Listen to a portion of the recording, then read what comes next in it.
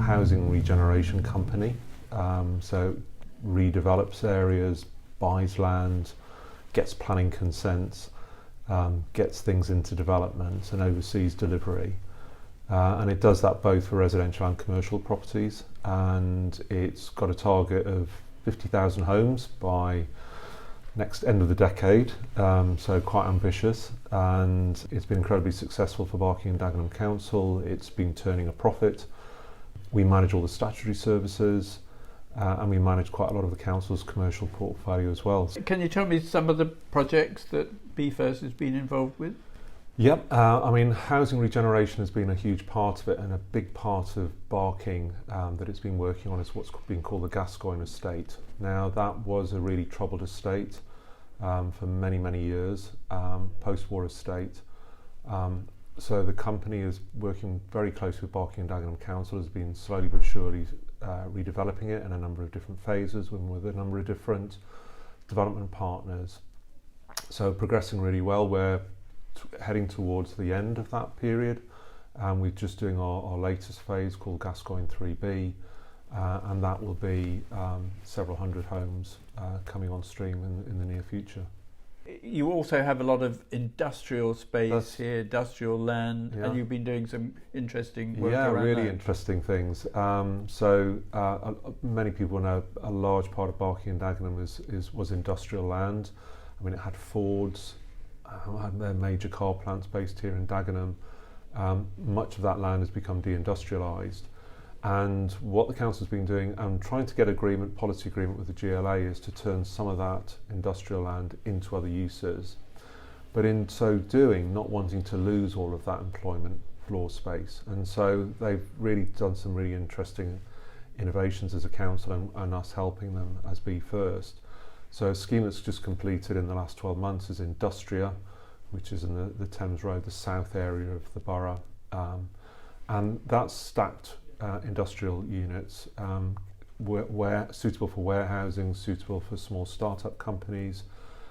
We now got our first, I think we're up to our 6th tenant. So we're just in the process of letting all of that space. And I think it's a real innovation, and that's part of BFIRST and Barking and Dagenham's story, really, is how to not only place make, but also bring about the kinds of developments which can help with economic innovation and the jobs of the future. But you also have an interesting tradition in that the Becontree estate was the largest council estate in... Well, that's right, yes. I mean, the link between business and housing is really interesting in Barking and Dagenham, because the story is that Henry Ford was looking for a place to build his factory back in the turn of the 20th century, 19th, 20th century, and was looking for a place where there would be lots of homes to accommodate his workers. The Becontree estate had been built almost as homes for heroes after the First World War. So he could see housing was really linked to his ability to set up his company. And I think that story continues in the borough about how housing is part of the economic productivity story. And so what we want to do going forward is to retain that approach. We're living in a new economy. A lot of things have changed in the last 10 years.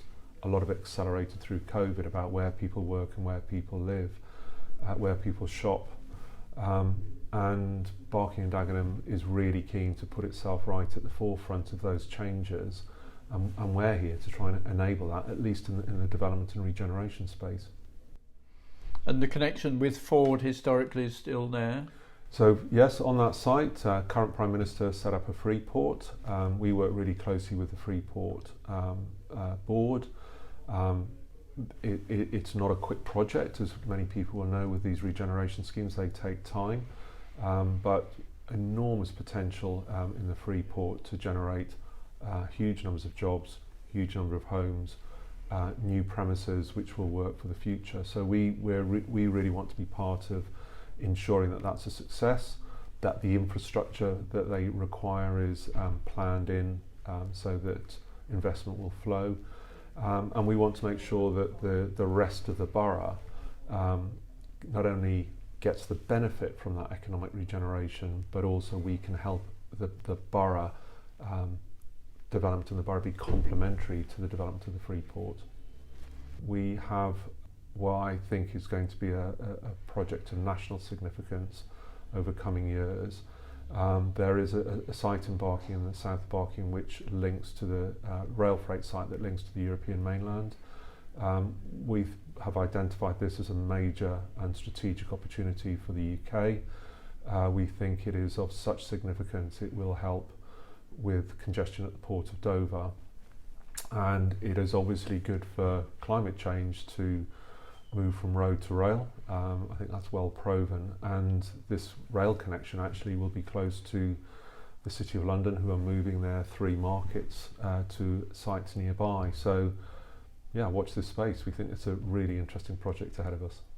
So what are the impacts you think that the market move is going to have on the borough generally? I think it's a huge catalyst for regeneration. The markets are really significant for the logistics sector in London, and particularly in food and beverage. So making sure that that's a success is important, not only for the City of London, as obviously they're the project sponsors, but it's important for the whole of the food and drink sector in London and beyond. So really important for that wider area. For the borough, we think there are all sorts of opportunities to capitalise on that. Barking and Dagenham's population has been changing dramatically. New people coming in, new desires around food and drink, and the food that people want to consume.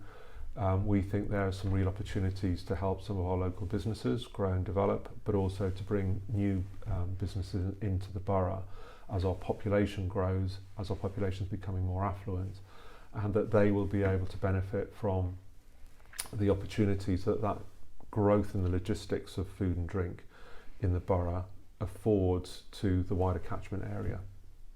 And when would you expect the markets to actually be operating? So I suspect that that's probably in a sort of within a 5-year window. It really depends on how the projects unfold, but I would hope that we would see the markets operating fully within something like a sort of 5 to 6 year window, hopefully much sooner.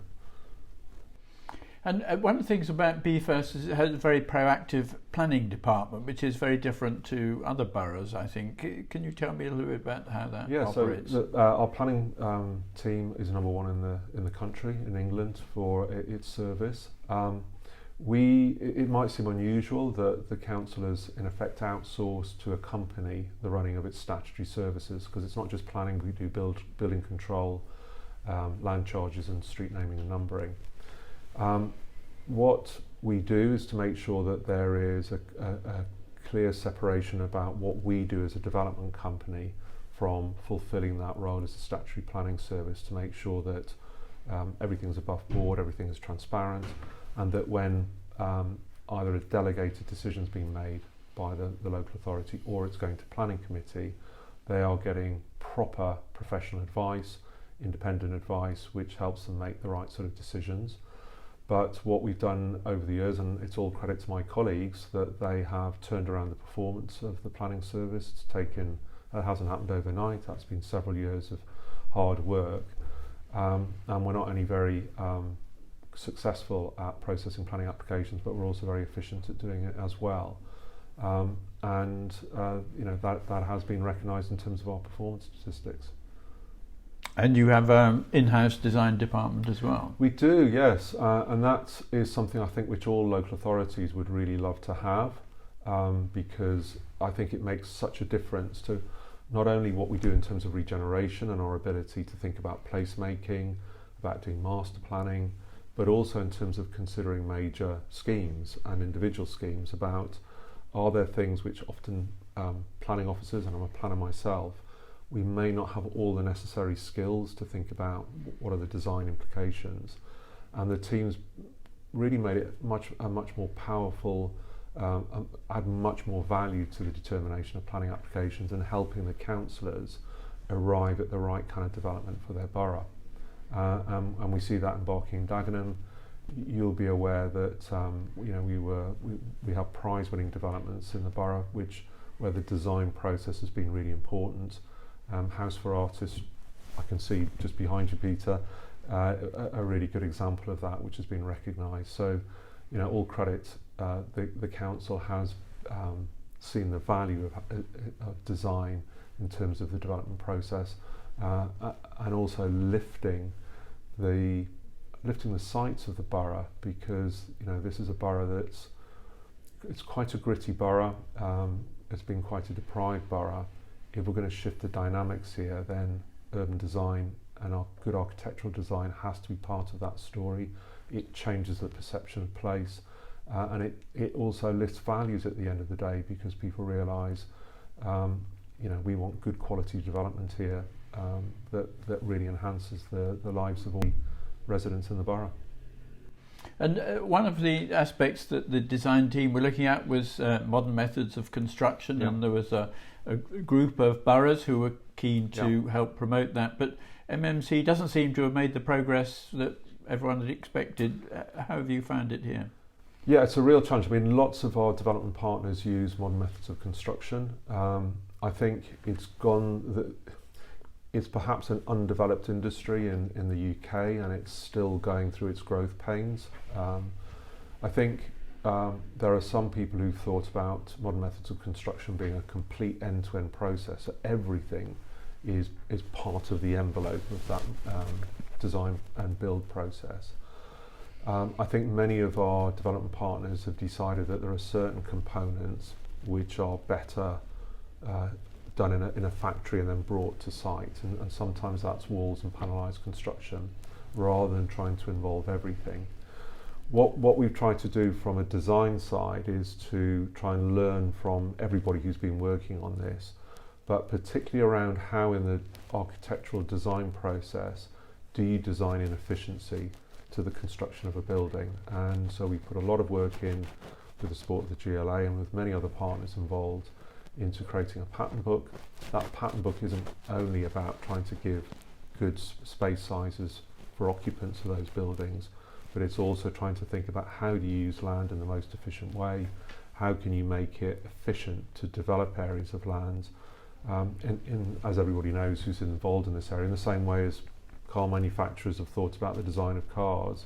You try and take out the high cost elements which don't really add anything, and you try and come up with lean cost products which are well designed and will serve a really good purpose, but are cost effective to build.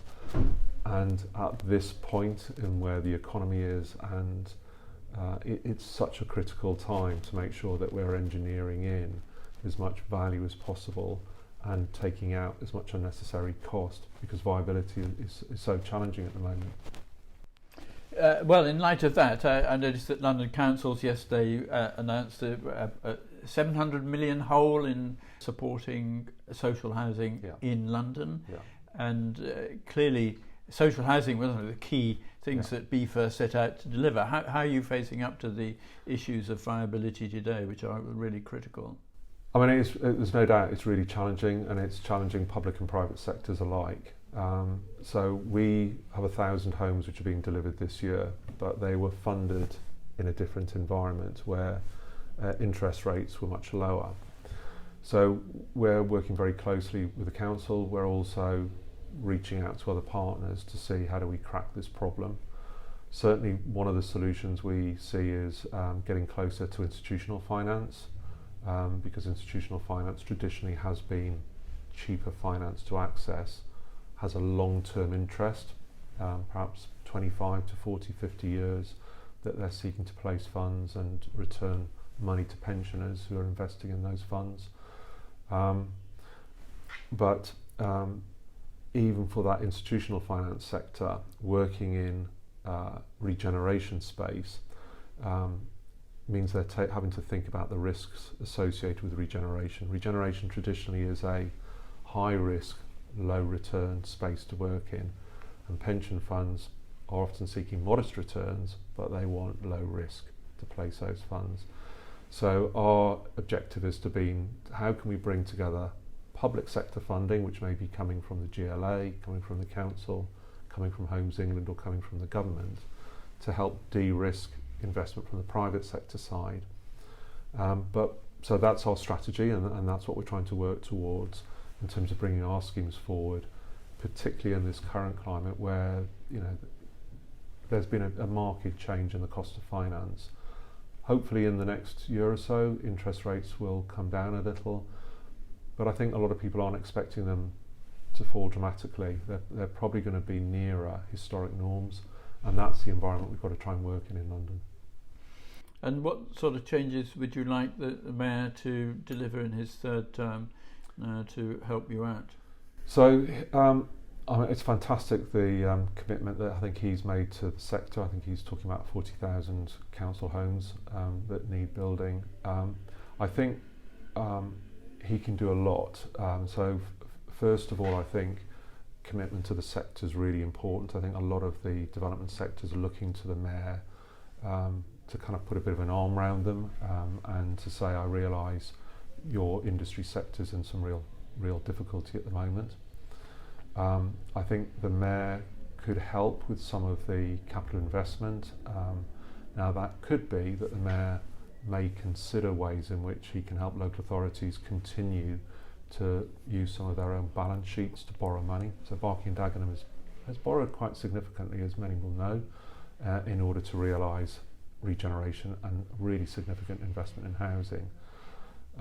I think the Mayor and possibly the government could do more in that space to help local authorities feel more confident that they can take on that debt and that they're supported, and they're not regarded as doing something that's problematic, because someone's got to borrow the money, and I think the Mayor could do a lot to help bring confidence to borough leaders who might be a bit worried about borrowing money in order to bring about regeneration. I think he can help with creating more confidence and certainty around that. I think boroughs and the Mayor and organisations like Be First, we need to be with the Mayor to help him in terms of bringing forward new ideas for not only this government but a future government, because a future government is going to be looking for new ideas about how to solve some of these major challenges, these major investment problems that the country faces. And if just you look to the future and imagine what Barking is going to be like, let's say towards the end of the next iteration of the London plan, can you give a quick description of how you would see it? Well, I have a council and a leader who's absolutely passionate about Barking and Dagenham and wants to see it transformed, and my job is really to try and realise that for him and for the political leadership of the borough. So I think they want to see their borough transformed, they want to see new jobs, but they also want to see homes which are affordable and accessible to the local community. The population of the borough is growing, is becoming more diverse, and I think that's a good thing. It's diverse in all sorts of ways, but it's also becoming more diverse in terms of income. So we need lots of different types of housing for different income groups and different generations. I think my own personal sort of model of it is Barking and Dagenham, 100 years ago, was one of the big economic drivers in the country with Henry Ford. I think it is still a place of industry and grit to some extent. It can be a huge wealth generator for London and for the country. And I think what I hope will happen is all of the sort of entrepreneurial zeal, all of the aspiration that comes from the population here. I mean, they've got tremendous drive. People want to make their life and they want to get ahead. That might be through work, it might be through business, but there's tremendous passion for people to sort of get ahead. Now, I hope that the borough will become a place which is synonymous with how can you get good business for good, that's contributing not only to the welfare and good living of the residents of the borough, but is contributing to the wider picture for London and the southeastern UK economy. And I think Barking and Dagenham can be at the centre of that.